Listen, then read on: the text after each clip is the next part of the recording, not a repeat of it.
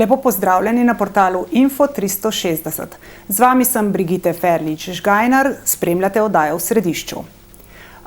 Z menoj sta danes na temo novele zakona o zdravstveni dejavnosti gostja gospa Jasna Humar z Ministrstva za zdravje, Direktorat za zdravstveno varstvo, nekako srednji organ celega ministrstva, in gospod Tomaž Glažar, direktor Zdravstvenega doma Idrija. Lepo pozdravljena in hvala, ker ste se odzvala. Dober dan. Bi kar izvala za začetek vas, gospa Humarjeva. Ko sem iskala sogovornike za današnjo oddajo, je kar nekaj zdravnikov zavrnilo sodelovanje, rekoč, da znate biti kar neugodna sogovornica. Pa me zanima, a si to štejete v čast ali v grajo? Jaz bom drzna in bom rekla, da si to štejem v čast. Zato ker upam, da je bilo to mišljeno neugodna zaradi tega, ker nasprotujem z dejstvi in argumenti. Zagotovo nikoli v nobenem diskursu in nobenem pogovoru z nikomer nisem bila nesramna ali napadalna, ampak verjamem pa, da argumenti, znanje, vedenje pa lahko vzbujajo nelagodje pri sogovorniku, ki je morda slabše pripravljen. Torej, vi se radi pripravite na debate in na ostale stvari, nazadnje ste splošna kirurginja, moramo to poudariti. Poudarjamo pa tudi zato, ker me zanima, ali zdaj, ko ste sprejemali novelo zakona o zdravstveni dejavnosti, se pravi to vročo novelo, ki nekaj časa že razburja slovensko javnost zaradi tega, ker bo povzročila na nek način oziroma prepovedala odhajanje zdravnikov iz javnega v zasebno. Kako vas gledajo zdaj zaradi te vaše poteze, vaši kolegi, zdravniki? Imate občutek, da ste kaj manj zaželeni med njimi? Slišite kakšne besede v ozadju? Prvo pač, jaz sem bila seveda del strokovne ekipe, ki je sodelovala in ki je delala to novelo. V končni fazi je besedilo novele vedno rezultat političnega procesa in novelo vedno sprejmejo poslanci Državnega zbora, tako da tudi končno besedilo je tako, kot so oni nekako želeli in kot so oni videli ta naš razvoj zdravstvene dejavnosti. Jaz sem seveda preko tega, da sem bila v ekipi in kot vodja delovne skupine imela priložnost povedati svoje mnenje, povedati svoje poglede na zdravstveni sistem. In jaz mislim, da smo ob razgovorih, pogovorih in sprejemanjih kompromisov tudi prišli do dobre rešitve, do dobre novele, do novele, ki prinaša pozitivne stvari za zdravstveno varstvo. Seveda ima pa vsak od široke javnosti, zainteresirane javnosti, zdravnikov, zdravstvenih delavcev svoj pogled in svoje mnenje in tudi prav je tako. Jaz sem se ogromno pogovarjala in s kolegi in z drugimi, ki delajo v zdravstvu. Marsikatero mnenje v resnici, ki sem ga slišala, na koncu tudi prenesla tem delovnim skupinam, ki so zakon pripravljali, in mislim, da je v resnici vsak tak pogovor naredil novelo boljšo.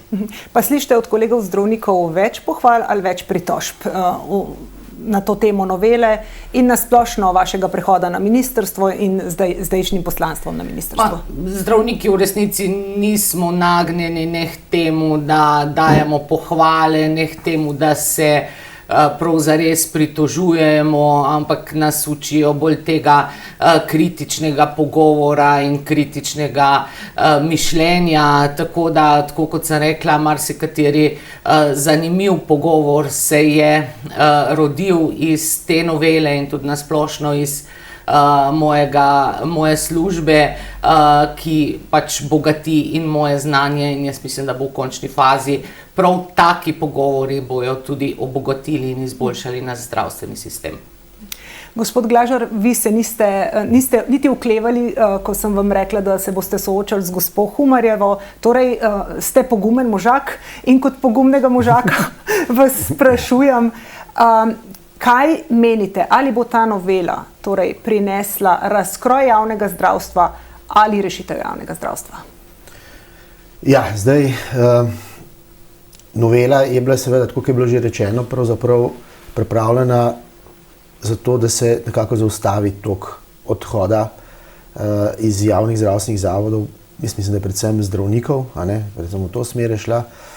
Namen je dober, zdaj vemo pa, da pot v peko je tlakovana z dobrimi nameni, in nekako mi izvajalci že zdaj čutimo pravzaprav posledice tega zakona. Žal je to stanje, ko je ogromno kadra, pravzaprav ogromno, predvsem, ko govorimo o primarju, so to v glavnem zdravniki, veliko prispevali kot zunanji sodelavci k izvajanju storitev, in ta prispevek zna pasti na nekaterih področjih. Mi v Idriji imamo najbolj kritično področje nujna medicinska pomoč, kar se tega tiče, in pa dispanzer za žene, ker pač trenutno delajo 3 ginekologi po SP-ju in kako se bomo z njimi dogovorili, je pa vprašanje zdaj, mislim, da imamo 1 leto časa oziroma do izteka pogodb,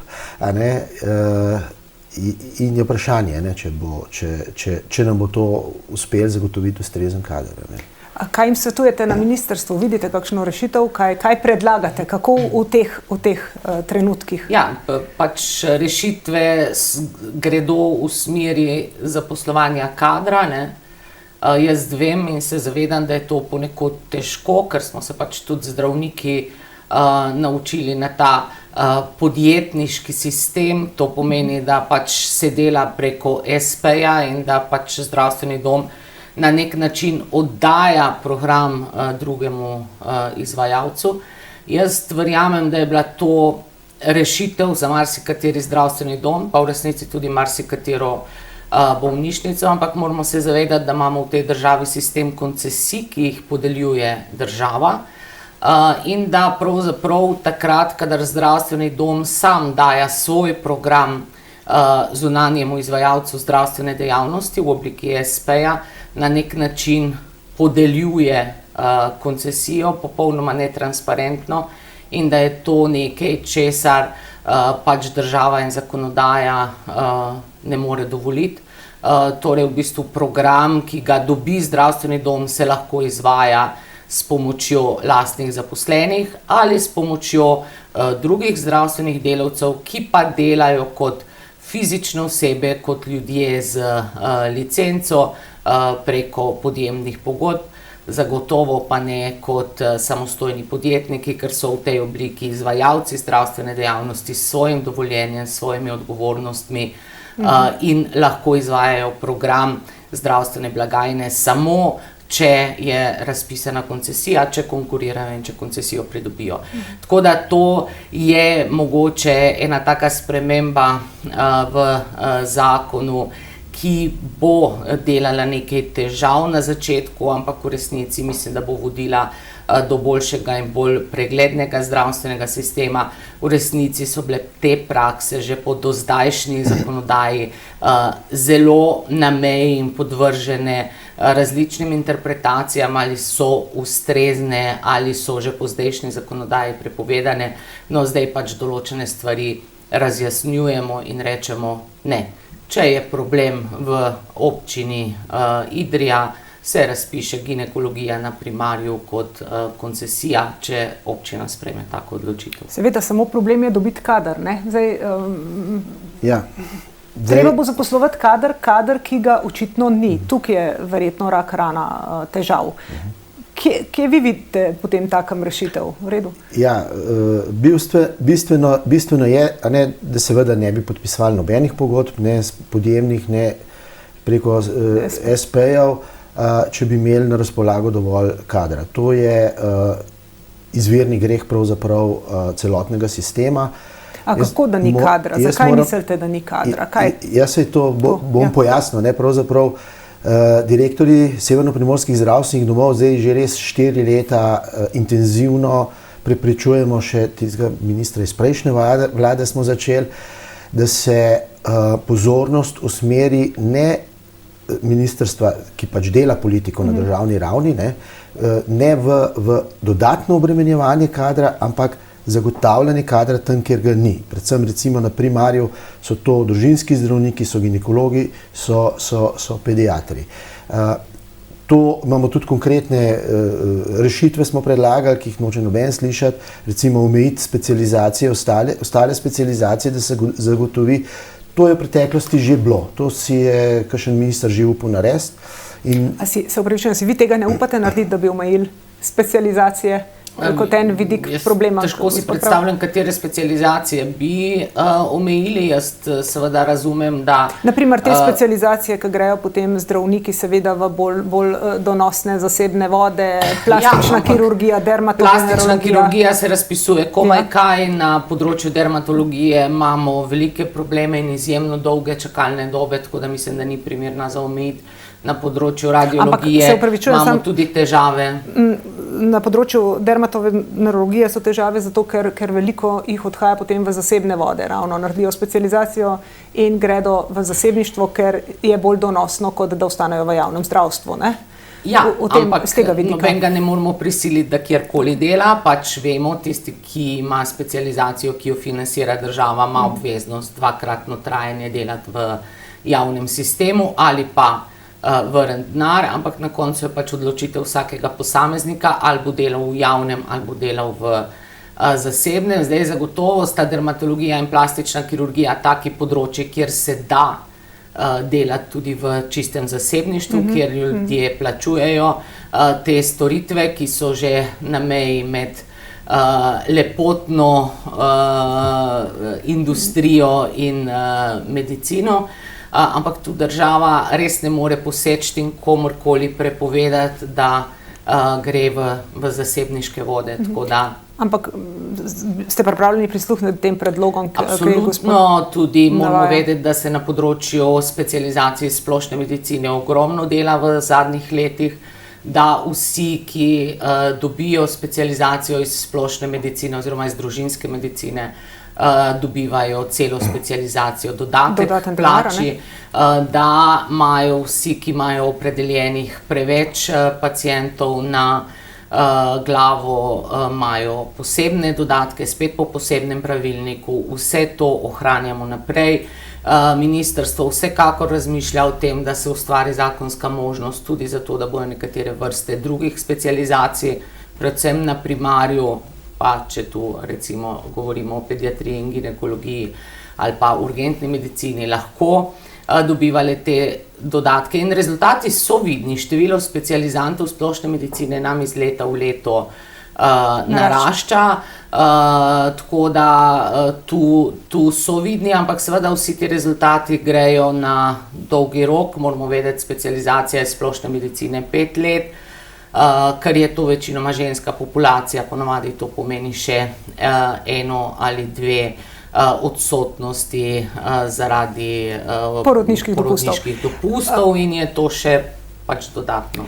Da se navežem na to pomanjkanje kadra, povejte mi, kje se je pa zataknilo s štipendijami za poklice v zdravstvu, da še niso se začele podeljevati, čeprav so bila sredstva v proračunu že zagotovljena in zdaj to še kar nekje lebdi. Kdaj bo? Drugo leto? Se izrazito dela na tem, za naslednje šolsko leto bojo stvari urejene in razpisane. Zataknilo se je tam, kjer se zmeraj pri uradnikih zatakne, skratka pri razdelitvi pristojnosti, ureditvi pogojev, ureditvi načina, ker morate vedeti, da cel naš uradniški sistem je seveda narejen tako, da je čim bolj transparenten, pregleden, sledljiv in da se ve, kaj in kdo in zakaj in za kam porablja sredstva, ampak seveda to po drugi strani pomeni tudi, da je zapleten in da je potrebno večje število korakov za to, da pridemo do nekih rešitev, ampak zdaj smo tik pred tem. Gospod Glažar, povejte mi, zdaj novela velja 14 dni, je stopila v veljavo 14 dni nazaj, a se sploh že kažejo kakšni učinki te novele, kakršnikoli, razen da se vam pojavlja čedalje več odprtih vprašanj, verjetno bolj, ko berete zakon, verjetno več imate odprtih vprašanj. Povejte mi, kako je s tem. Zdaj, bom rekel, izzivov je pa niso zakon kar velik, ker pač pravzaprav učinkuje takoj, razen tisto, kar je določeno za prehodno obdobje. Pač, če povem, da mi smo imeli... Najbolj vroče vprašanje ta hip, s katerim se vi spopadate. Mi smo imeli zelo hudo težavo, ker je se želel zobozdravstveni tehnik upokojiti, ne, in mi bi del storitvenih dejavnosti sploh ne bi mogli izvajati, tako da smo ga zdaj prepričali, da bo do konca leta še ostal, da bomo videli, kako se, ker določenega kadra enostavno ni, ga ne moreš dobiti, ne? Oziroma ga zelo težko dobiš. Ne? Tako da tukaj je izziv čisto konkreten pri posameznih izvajalcih, ki ga poskušamo, te izzive poskušamo pač na nek način rešiti. Zdaj vedno imamo pred očmi predvsem to, da ne sme nastradati pacienta. Ne? In to se pravi, in tukaj je največja težava. Tako da zdaj seveda bomo zamenjevali pogodbe z SP-ji tudi z pogodbami s fizičnimi osebami, se pravi podjemnimi pogodbami. To jaz ves čas razlagam, da je to samo, da so dve obliki, da so to dve različni obliki. Seveda podjemna pogodba je za nas izvajalce bistveno dražja, res pa, da zakon prinaša tukaj v olajšavo, se pravi, ni treba upoštevati tega 25% davka, ki ga te podjemne pogodbe, ampak še zmeraj so dražje kot pa pogodbe z SP-ji. Tako da tukaj bo finančni efekt definitivno, ker izvajalci želijo imeti neto za neto. Neto za neto. Je bila potem ta sprememba SP-ja na podjemne, po vašem mnenju, nesmiselna, nepotrebna, da se vključuje v ta zakon? Zdaj težava je v tem, ki je dr. Humarjeva prej rekla, o razmišljanju. Ne? Na ministrstvu že vrsto let je prepričanje, da pravzaprav te SP-ji opravljajo alternativno, so alternativa honorarjem oziroma obvod koncesijam. Ampak ni res. Izvajalci zdravstvene dejavnosti smo zdravstveni domovi. In ali dela oseba kot SP ali kot fizična oseba samo po podjemni pogodbi, razmere, odnos je isti, samo pogodba je drugačna. Ker obe pogodbe sta podjemne pogodbe, tip pogodbe je podjemnih, na tak način imamo pogodbe narejene. In tukaj je težava, pravzaprav, jaz mislim, da razumevanja že, jaz sem tudi z bivšim državnim sekretarjem, precej smo se dejali v teh zadevah, pogledi so različni, ker recimo primer je ta, da v Idriji enostavno župan pravi, mi ne bomo razpisovali koncesij. Tudi jaz osebno moram reči, da če bojo koncesije, jaz takoj zapustim to delovno mesto v Idriji, ker imel sem velike težave na Vrhniki, ko sem bil direktor s koncesionarji, namreč njih nihče praktično skoraj ne kontrolira, to je dejstvo. To je dejstvo, nadzor bi mogli sicer koncendenti izvajati in to jaz ne poznam občine, ki bi to počela, medtem ko mi zdravstveni domovi smo pa ves čas pod kontrolo, nekako. Definitivno, saj to je res. Tako da daleč od tega, da jaz vidim to kot obvod koncesije, je pa težava, mislim, izvirni greh je spet smo pri kadrih. Glejte, dejansko so se potrebe v zdravstvu izredno v zadnjih letih povečale. COVID je samo prelil, bom rekel, bencina na ogenj, dobesedno. Novi programi so se na primarju pojavili, tudi. Tako da je res dirka za kadrom velika. In poskušamo to rešiti na nek način in do zdaj so bili pač SP, nekateri celo DOI, nekateri zavodi in tako naprej. Mislim, ampak dejansko so pa upravljali delo v naših prostorih, z našo opremo, tudi del naše ekipe. Mi smo dali del tima, se pravi sestro, recimo v primeru, če je bil zdravnik. To je, ne vem zakaj, ne vem, kjerga pravnika bi vprašal, se veste, vprašate dva pravnika, pa imate tri različne mnenja. Ampak nekako tukaj nismo prišli na čisto. Če mi gledamo z vidika pacienta, njemu je pravzaprav povsem irelevantno, kakšno obliko statusno ima nek zdravnik, ki dela, ali je to DO, ali je SP, ali je koncesionar. Važno, da on dobi storitev pravočasno, hitro in dovolj kvalitetno, kakovostno, strokovno. Zato mene zanima, kaj v bistvu ta novela prinaša takega, da se bo to spremenilo, da bo v bistvu, da je za pacienta res, da danes je tako, jutri bo pa bolje zaradi te novele. To je ves čas tisto vprašanje, ki ga izpostavljamo. Ta novela prinaša preglednost, prinaša pregleden in urejen zdravstveni sistem. Kot pacient boste ko bojo vse stvari izpeljane do konca, točno vedela, komu ste šla na pregled, kdo mu je izdal dovoljenje, da bo opravljal dejavnost, kire pogoje mora izpolnjevati, ali jih izpolnjuje in tako naprej. Ali sodeluje v centralnem sistemu, ali sodeluje z agencijo za kakovost. Skratka, vse te pogoje bo ministrstvo kontroliralo in sistem bo pregleden in varen. Pacient zato ne bo nič prej na vrsti, nikjer. Bo samo vedel, da je zadeva v redu, transparentna, varna, pregledana. Osnova je pregleden in varen sistem. Jaz mislim, da se moramo zavedati, da mi želimo našim pacientom dati varne in kvalitetne storitve. Da ni edini cilj, da pridejo na vrsto čim prej. Ja, jaz se strinjam, treba je skrajšati čakalne dobe na strokovno še sprejemljive nivoje. Ampak to ne more pomeniti, zdaj pa bom pretiravala, ne more pomeniti, da se lahko v parku zdravniku sede na stol, pa pregleduje vse, ki pridejo mimo, pa dela kljukce, ti si ven z čakalne vrste. Ene standarde obravnave in oskrbe za naše paciente moramo vzdrževati.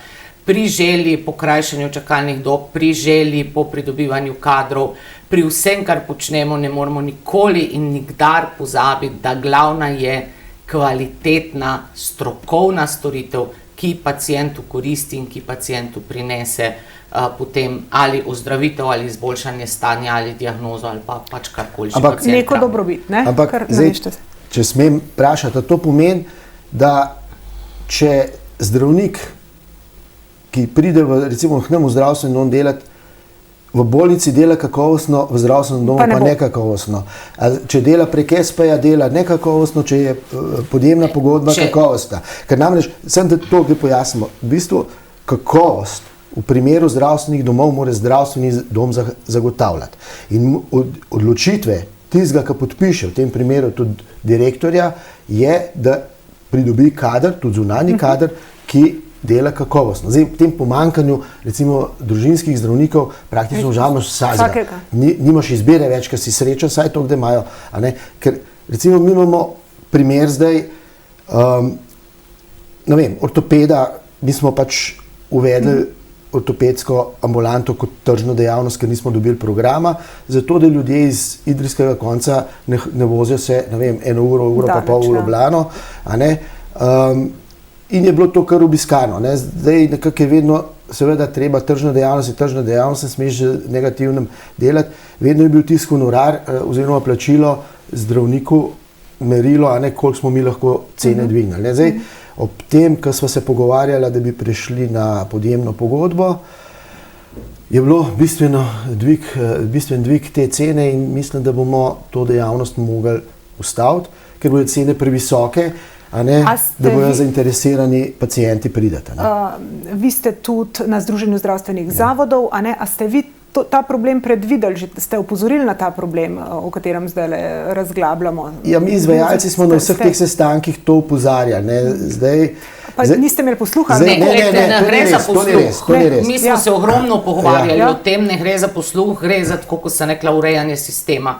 Mi ne moramo v imenu neke situacije, ki je zdaj zatečena, in bodimo pošteni, nekih lukenj za neko davčno optimizacijo, ki so jih naši zdravstveni delavci najdli, mi ne moramo zdaj reči, ja, vas je premalo, bomo pa dovolili vse. Nekdo, ki dela v obliki SP-ja, je po naši zakonodaji izvajalec zdravstvene dejavnosti.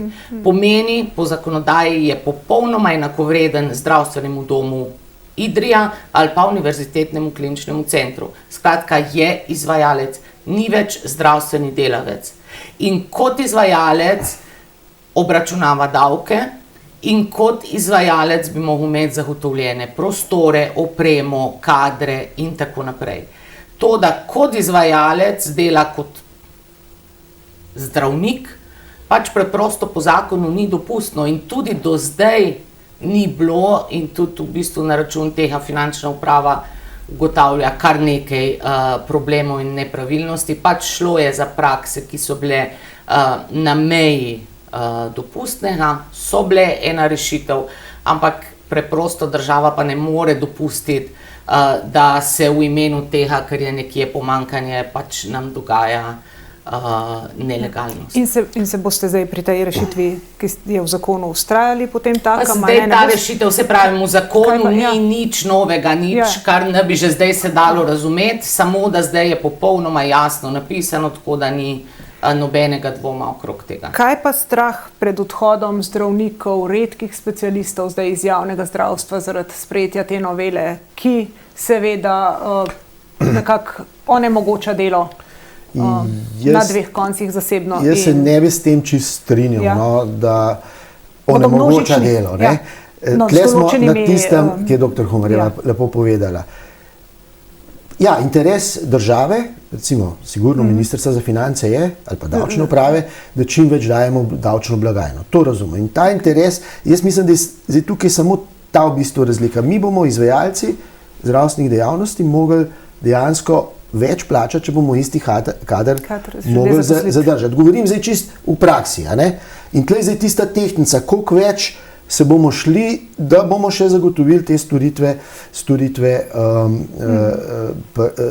za naše pacijente.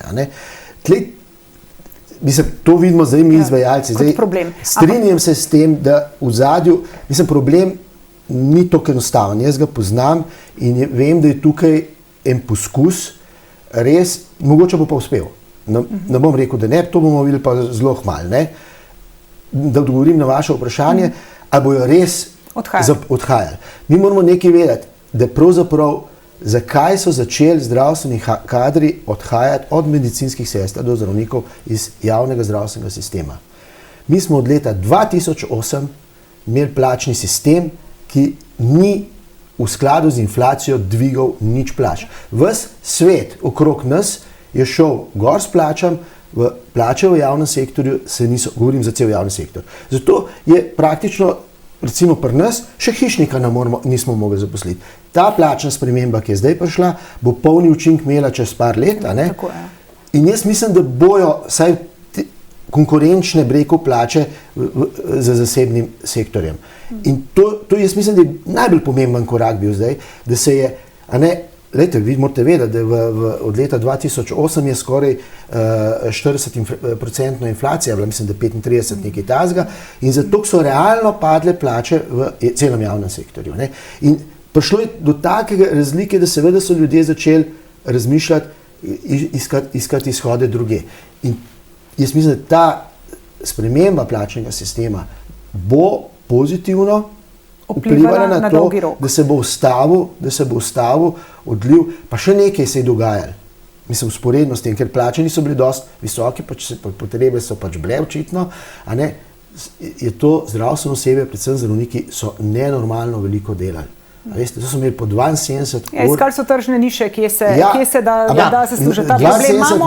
72 nadur in pogledajte, to pomeni, ves sistem je rasel s tem, ker so dejansko določen segment kadra delu več, kot je normalno, kot je v Evropi predpisano. V Evropi je predpisan 40-urni delovnik, največ 20-urni. To, da so nekateri delali do 72 nadur. Sej, če se navežem, poznamo tudi primere, ko pogledamo ure, ugotovimo, da nekateri celo spalni so, ker je kontrola tega očitno zelo pomanjkljiva ali pa slaba, kdo koliko dela in koliko sploh kdo zmore delati. Mislim, kontrola je, ampak spet morate vedeti, da pač država si ne more privoščiti imeti za vsakim zdravstvenim delavcem inšpektorja, ki gleda, kaj dela. Pač kontrole se delajo v okviru možnega, ampak ne moramo pa seveda kontrolirati vsega. Jaz bi opozorila še na eno stvar, ki jo tudi prinaša ta novela. Jaz mislim, da se preveč res koncentriramo na to statusno obliko. V resnici prinaša tudi predčasno uveljavitev variabilnega nagrajevanja. Vemo, da je nov zakon o skupnih temeljih plač bolj radodaren in omogoča do 30% variabilne nagrade oziroma celo več, kadar so zagotovljeni viri. In ta naša novela jasno piše, da je vsako povečanje opravljenih storitev, večje število glavarinskih količnikov je lahko vir za nagrajevanje zaposlenih. Ker do zdaj moramo vedeti, tudi če je bolnica ali pa zdravstveni dom naredila več, je ta denar prišel v inštitucijo, ni bilo pa nobene osnove, na osnovi česar bi lahko nagradili tiste, ki so to delali in ki so največ delali. Zdaj ta osnova s tem zakonom je, tako da jaz tu zmeraj direktorjem, kadar se vidimo, rečem, da so zdaj dobili eno zelo močno in učinkovito orodje ali orožje, ampak bo zelo odvisno od njih, kako hitro in kako dobro se bojo naučili to orodje uporabljati tako, da bo njihovim zavodom koristilo. Zdaj se bližamo koncu, pa bi samo res kratke odgovore prosila.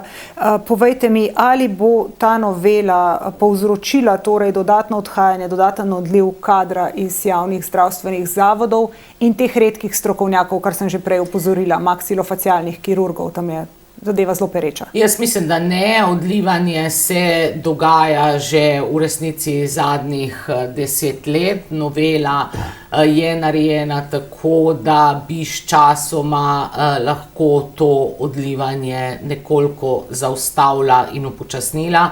Jaz večjega odhoda ne pričakujem, je pa res, da se bo pač mogel vsak posameznik odločiti, kaj, kje in kako bo delal. Če že bodo problemi, bodo res morda na teh čisto nišnih dejavnostih, kjer, tako kot sem prej rekla, so mejne dejavnosti med lepotno industrijo in medicino in kjer je v bistvu interes po samoplačniških dejavnostih zelo velik in visok. Kaj v primeru, da se res zgodi, da ostanemo v Ljubljanskem kliničnem centru brez maksilofacialnih kirurgov? Kdo bo zdravil raka na čeljustih? Lejte, probleme se rešuje sproti. Jaz ne bi zdaj napovedovala nekih črnih scenarijev, ampak preventiva je vendarle boljša kot kurativa. Ja, seveda, in preventiva raka na čeljusti je nič alkohola, nič kajenja in tako naprej, to se strinjava.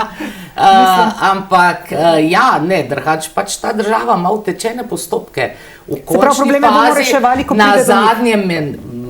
na zadnjem mestu, če ni druge možnosti, država pošilja na zdravljenje v tujino. Ampak jaz ne bi še šla tako daleč. Jaz mislim, da se bojo stvari čist drugače postavile, kot se zdaj kaže. Ne bo tako črno? Ne. Ministrica je rekla, da bo ta novela povzročila nihanje v zdravstvenem sistemu. Koliko časa po vaši oceni bo to nihanje trajalo in koliko veliki in močni bodo te nihaji? Sigurno, vsak sprejet zakon, sprememba zakona povzroči neka nihanja, če rečemo lahko temu. Zdaj, kakšno lahko pričakujemo, če odgovorim na tisto osnovno vaše vprašanje? Jaz tudi osebno sem prepričan, da bo ta novela nekoliko ustavila odliv zdravstvenega kadra iz javnega sistema, bo pa povzročila, da bojo verjetno tisti, ki so zdaj preveč delali, bom tako rekel, čisto pošteno, manj delali. To pa pomeni, da tisti, ki smo odvisni od teh, recimo zdravnikov bili, ali pa tudi mogoče kje medicinskih sester, več je bilo to zdravnikov, bomo tukaj mogli pač ta izziv nekako rešiti. Zdaj, kako globoko bo pa to zarezali v storitev, je pa res odvisno od tega, kako ima kakšen recimo zdravstveni zavod urejen že zdaj, bi rekel, svoj osnovni kadrovski potencial, se pravi zaposlene. Tisti, ki smo bolj odvisni od teh zunanjih sodelavcev, bomo ali finančno bolj trpeli, ali pa pacienti ne bojo prišli do določenih storitev, zdravstvenih storitev, ki se jih pač danes imeli na razpolago. Za zaključek morda še osebno vprašanje, kako ste vi sami osebno zadovoljni z zdravstvenimi obravnavami v slovenskem zdravstvenem sistemu? Dolgo čakate na preglede? Zdaj tako, glede na to, še ko sem bil na ministrstvu, smo se takrat resno začeli ukvarjati s čakalnimi vrstami in jaz mislim, da je to zelo napihnjena tematika. Naš sistem, kar se tiče kakovosti zdravstvenih obravnav, je eden izmed najbolj kakovostnih, to nam prizna Svetovna zdravstvena organizacija. To premalkrat povemo in se premalo zavedamo. Vsak, ki je odvisen od zdravstvenega sistema nekje v tujini, pride z veseljem nazaj v Slovenijo. Čakalne vrste so pa seveda posledica tega, da imamo popolnoma odprt sistem. Vse naše sosednje države, če hočeš ti vstopiti v sistem, moraš nekaj še doplačati ali pa toliko več biti zavarvan. Pri nas imamo to izredno ugodno rešeno in zdaj seveda čakajo v čakalnih vrstah tudi tisti, ki tudi približno v Italiji ne bi čakali v čakalni vrsti ali Avstriji ali pa na Madžarskem, če gledamo sam naše bližnje sosednje države. Tako da čakalne vrste so sistemski problem, sam sistemski problem iz vidika dostopnosti. Zdaj mi pa povejte, pokažite mi politika, ki upa reči, dostopnost zdravstvenega sistema bomo zmanjšali na račun tega, da bomo zmanjšali čakalne vrste. Osebno sem jaz to, ki je takrat ministrica rekla, zdaj pa naredite nekaj, da bomo to v 2 mesecih rešili, sem rekel, imam rešitev. Vsak obisk zdravnika 10 evrov. Italijani so imeli takrat 75 evrov. Prispevke, seveda je bilo to bogokletno, a ne? Jasno, še danes je bogokletno. Tako da se pravim, dejansko jaz bi rekel, da srečni smo, da lahko živimo v državi, ki ima tak zdravstveni sistem. Dokazano eden najbolj učinkovitih, za relativno malo denarja pravzaprav ogromno storitev dobimo. Mislim, da morate predstavljati, da pri nas vsak, ne glede na socialni položaj, je enako tretiran na Onkološkem inštitutu, ko dobi raka. V tujini pozabite. Je treba plačati za to dodatno. Ja, večina teh dobi pač sredstva za blažitev bolečin in pač... Verjetno se strinjate, a ne? Absolutno se strinjam, jaz vedno ponavljam, da je to eden najboljših zdravstvenih sistemov. Je pa tako, da ljudje smo zmeraj bolj zahtevni. Navajeni smo, da gremo v trgovino, pa dobimo vse takoj, zdaj, ta trenutek. In je pač včasih težko malo počakati tudi v zdravstvenem sistemu. Je tako, da smo primorani resurse usmerjati tja, kjer je najbolj nujno, torej vsi se strinjamo, da moramo poskrbeti za hude poškodbe, hude bolezni, rakave bolezni in da pač moramo po neki prioriteti te resurse, ki jih imamo, predvsem kadrovske, ne toliko finančne, problem so kadrovski resursi, pametno usmerjati. Torej, zdaj bomo čakali, v bistvu, da bo zakon napolno zaživel še na teh 21 podzakonskih aktov. Jih bomo dočakali še v mandatu te vlade ali se nadejate, da boste svoje delo nadaljevali lahko tudi po volitvah? Jaz zagotovo imajo svoje zakonske roke, v večini so krajši kot 1 leto, tako da večina bi jih mogla biti narejena še v tem mandatu. Kako bo po volitvah, jaz se do tega ne opredeljujem, to bojo odločili volivci. Zagotovo si želim, da kdorkoli bo že to počel, bo šel v isto smer, kot se trudimo iti mi. To pomeni v smer krepitve zdravstvenega sistema, v smer krepitve solidarnega sistema, ki je enak za vse, ki omogoča vsem res najboljše zdravljenje, ampak seveda bomo to videli čez 1 leto, kako bo. Mi se bomo pa potrudili, da bo vseh teh 21 podzakonskih aktov seveda pripravljenih v roku, skrajni roki pa mislim, da so res 21. maj drugo leto. Pa naj s temi optimističnimi napovedmi zaključimo. Hvala obema sogovornikoma. Lep pozdrav do naslednjič. Nasvidenje. Nasvidenje.